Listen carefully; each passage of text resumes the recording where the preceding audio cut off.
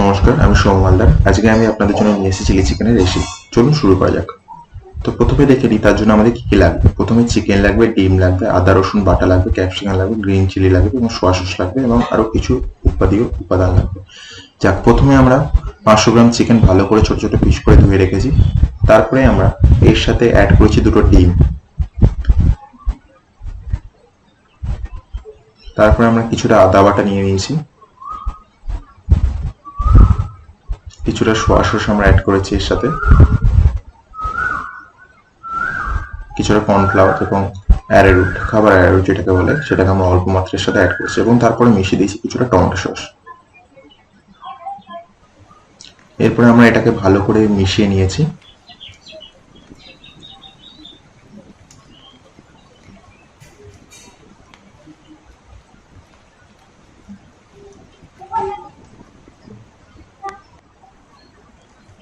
এটা মাখানোর পর এরকম একটি সুন্দর ব্যাটার তৈরি হবে, যেটাকে আমরা কিছুক্ষণ ফ্রিজে রেখে দেবো ঠান্ডা হওয়ার জন্য, ভালো করে ম্যারিনেট হওয়ার জন্য। এরপর আমরা একটা ফ্রাইং প্যানে তেল ঢেলে নেবো গরম করার জন্য।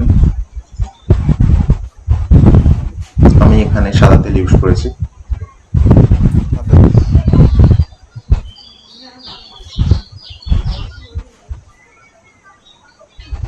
পরিমাণ মতো আপনি তেল ঢেলে নেবেন। এরপরে একটি একটি মাংসর পিস আমি কড়াইয়ের ফ্রাইং প্যানে দিয়ে দেবো ভালো করে ভাজার জন্য।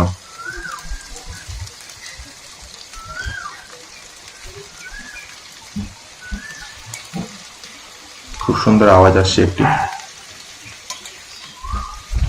মনে রাখবেন তেলটা যেন অবশ্যই গরম হয়, তারপরে মাংসের পিসগুলো দেবেন। এরকম লাল লাল করে মাংসের পিসগুলো আলাদা আলাদা করে ভেজে নিতে হবে। লক্ষ্য রাখবেন যাতে একসাথে না লেগে যায় মাংসের পিসগুলো।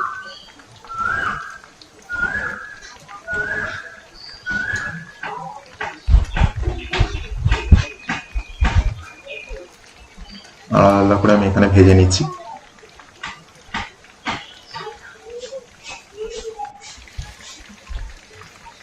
এবং হয়ে গেলে আমি একটু একটু করে পকোড়া ভালো করে তেল ছেঁকে আমি একটা পাত্রে তুলে রাখবো।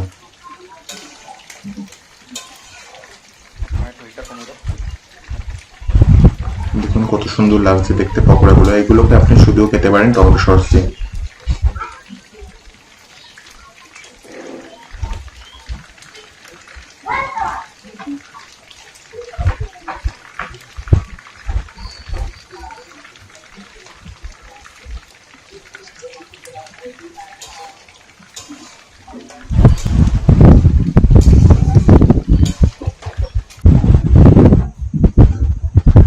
এরপর আমি পেঁয়াজ কাটা, ক্যাপসিকাম, টমেটো, গ্রিন চিলি এগুলো নিয়ে নিয়েছি সমস্ত কিছু। গরম ফ্রাইং প্যানে ভাজবো বলে প্রথমে আমি সেই ফ্রাইং প্যানে অল্প একটু তেল দিয়ে এক এক করে উপাদানগুলো ভাজবো। প্রথমে আমি দিয়ে দিলাম রসুন বাটা,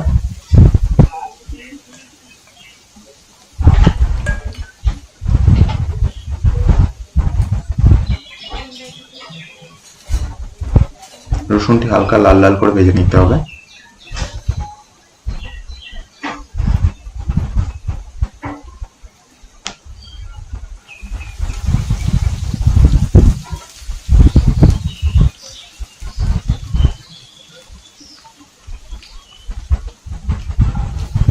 এরপর আমি পেঁয়াজগুলোকে অ্যাড করে দিলাম সেই রসুনের মধ্যে।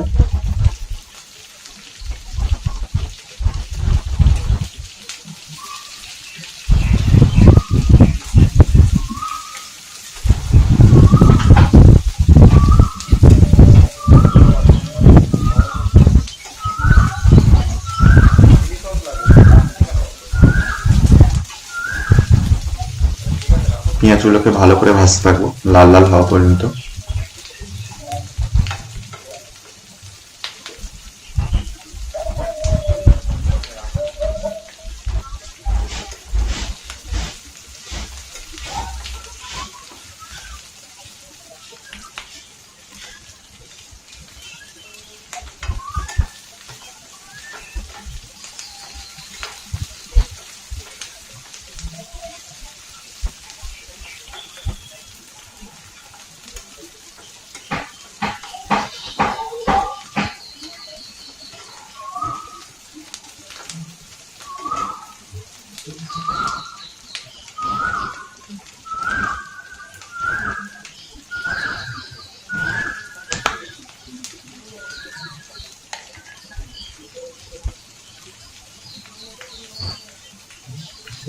একটু নুন অ্যাড করে দেবো, সঙ্গে চিনি দিয়ে এটাকে ভালো করে আবার নাড়তে থাকবো।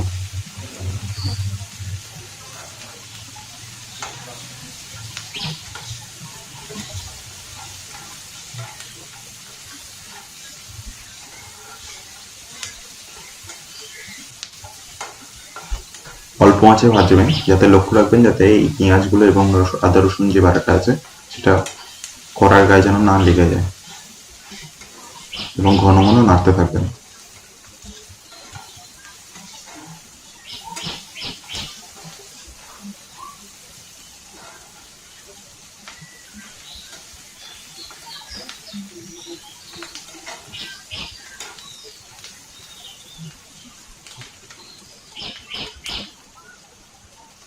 এরপর আমি ক্যাপসিকাম গুলো দিয়ে দিলাম, সঙ্গে টমেটোটাও।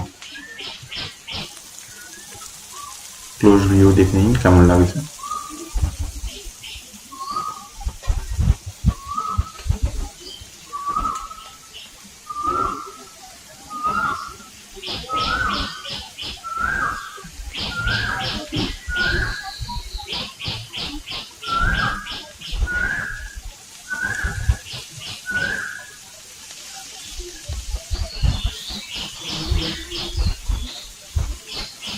ভালো করে নাড়তে থাকুন।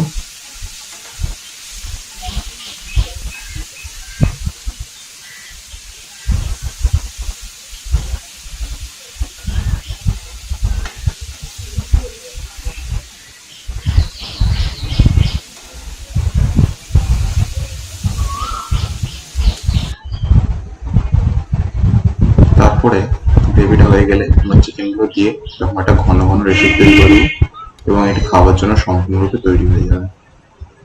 এটাকে আমি পোলাওয়ের সাথে সার্ভ করছি, আপনি এটাকে অন্য কোনো সাথে ফ্রাইড রাইসের সাথেও খেতে পারেন। Thank you for watching my video.